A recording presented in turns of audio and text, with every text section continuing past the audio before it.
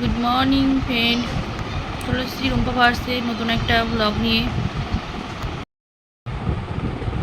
চাটা এবার খেয়ে নিই, তারপরে যাবো রান্নাঘরে রান্না করতে।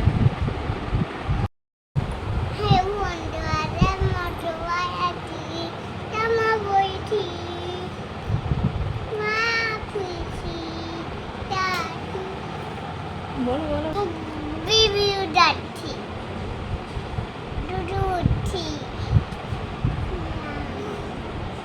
সকালে জলখাবারের জন্য এখন ডিম টোস্ট করব।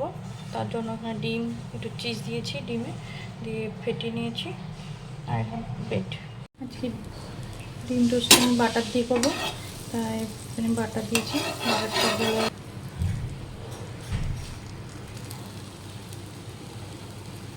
ডিম টোস্টগুলো একটা একটা করে নেবো।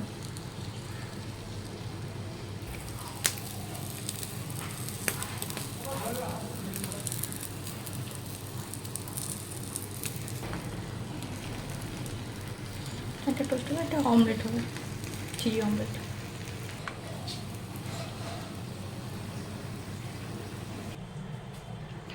ডিম টোস্টগুলো সব হয়ে গেছে।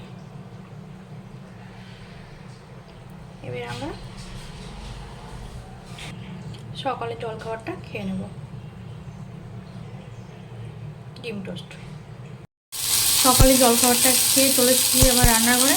এখানে হচ্ছে ভাত, আর এখানে করলা ভাজা বসিয়ে দিয়েছি। করলা ভাজা পেঁয়াজ দিয়ে ভাজবো।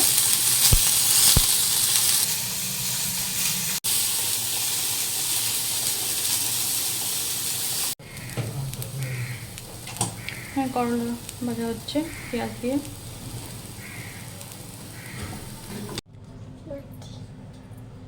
আজকে সানডে, তাই সানডে স্পেশাল হবে আজকে চিংড়ি মাছের মালাইকারি। তার জন্য আমি এখানে চিংড়ি মাছ নিয়ে নিয়েছি, আর এখানে নারকেলের দুধটা বের করে নিয়েছি, আর এখানে আছে পেঁয়াজ, লঙ্কা, আর হচ্ছে রসুন বাটা, আর ওখানে একটু দইটা ফেটিয়ে নিয়েছি।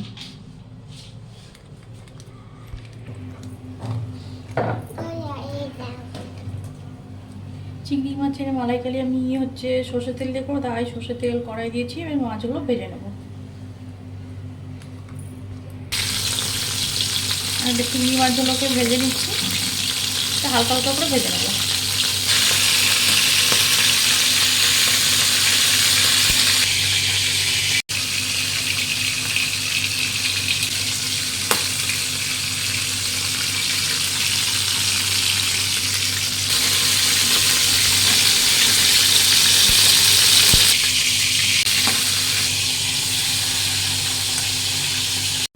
এখানে গোটা গরম মশলা ফোড়ন দিয়ে দিয়েছি, আর আমার চিংড়ি মাছগুলো সব ভাজা হয়ে গেছে। আর গুনগুনের জন্য ওখানে একটা পাবদা মাছ নিয়েছি।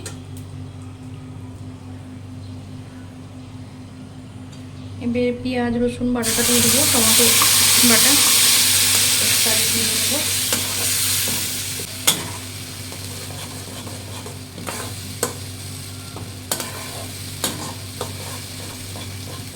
মশলাটা একটু সামান্য চিনি দিয়ে দিলাম,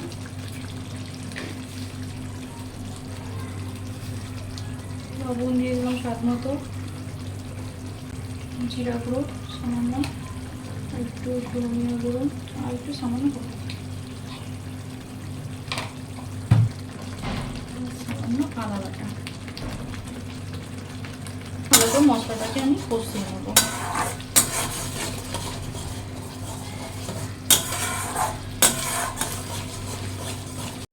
মশলা কষানো হয়ে গেছে, এখন টক দই ফেটানো আর ওই কাজু বাদাম একটু পেস্ট করে নিলাম, ওইটা দিয়ে দেবো।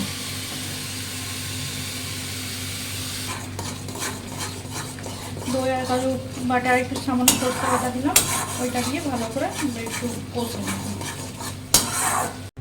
মশলা কষানো হয়ে গেছে, এবার আমি নারকেলের দুধটা দিয়ে দেবো।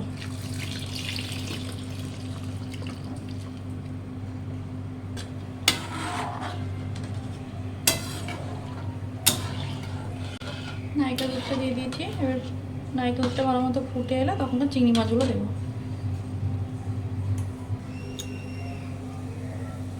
নারকেল দুধটা ফুটে গেছে, এখন আমি মাছগুলো দিয়ে দেবো।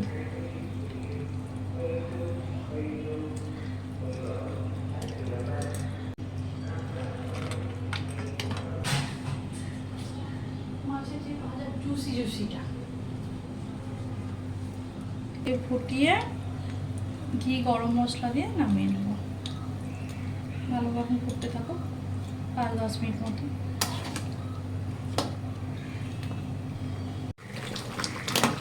চিংড়ি মাছের মালাইকারি হয়ে গেছে। আমি একটু সামান্য ঘি গরম মশলা দিয়ে দিয়েছি ওকে, এখন নামিয়ে নেব। চিংড়ি মাছের মালাইকারি হয়ে গেছে। আজকে হচ্ছে মেনু হচ্ছে ভাত, চিংড়ি মাছের মালাইকারি, আর হচ্ছে করলা পেঁয়াজ ভাজা, আর কুমড়োর পাবদা মাছ। এবার আমরা লাঞ্চটা করে নেব।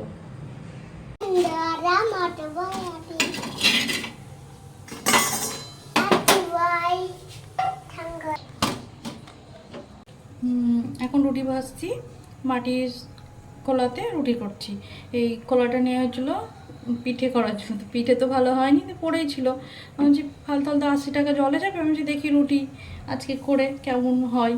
আমি কোনোদিন ভাজিনি, প্রথম ভাজছি। একটা ভাজা হয়েছে।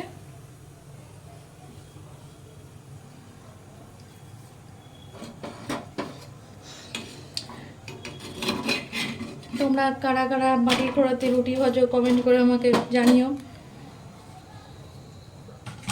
বুদ্ধি দিচ্ছে, আই বুদ্ধি দিচ্ছে।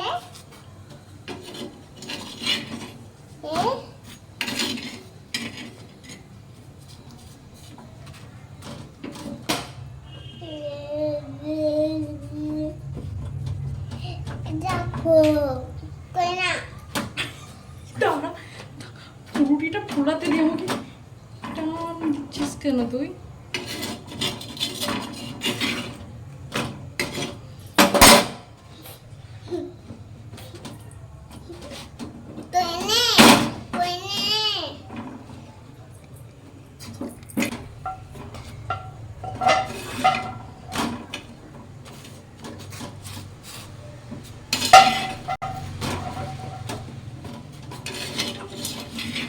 হচ্ছে রুটি।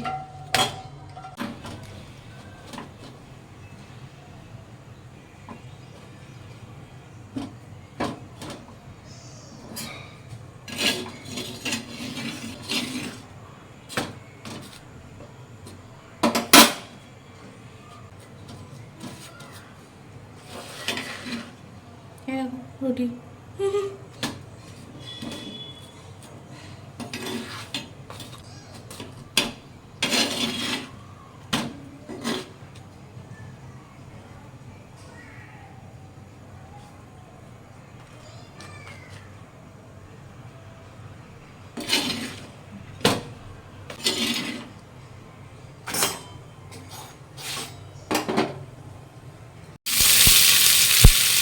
পটল ভাজছি, যে পটলগুলো বেশি ভেজে পরে কাঁচা পেঁয়াজ দিয়ে মাখাবো, পটল পোড়ার মতো লাগবে। পটল ভেজে নিচ্ছি।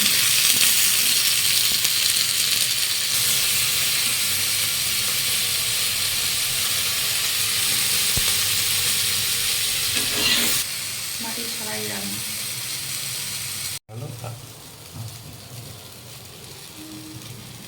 পটল কম বেশি ভাজা হয়ে এসছে, আর একটু ভেজে নেবো ভালো করে।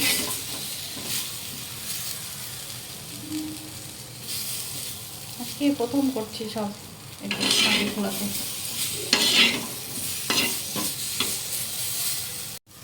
পটলগুলো ভাজা হয়েছে, এবার আমি নামিয়ে নেব। আমি এবার পেঁয়াজের সঙ্গে ভালো করে একটু মাখিয়ে নিই। তাহলে আমরা এবার ডিনারটা করে নেবো। রুটি আর পটল ভাজা পেঁয়াজ দিয়ে মেখে পুরার মতো খেয়ে নেব। তাহলে আজকের মতো ব্লগটা এখানেই শেষ করছি। যদি কিছু ভালো লেগে থাকে লাইক কমেন্ট এবং শেয়ার করবেন, আর রুম্পা ভাইয়াস চ্যানেলটিকে অবশ্যই সাবস্ক্রাইব করবেন। দেখা হবে পরের ভিডিওতে। গুড নাইট বন্ধুরা, টাটা, ভালো থাকবে, সুস্থ থাকবে।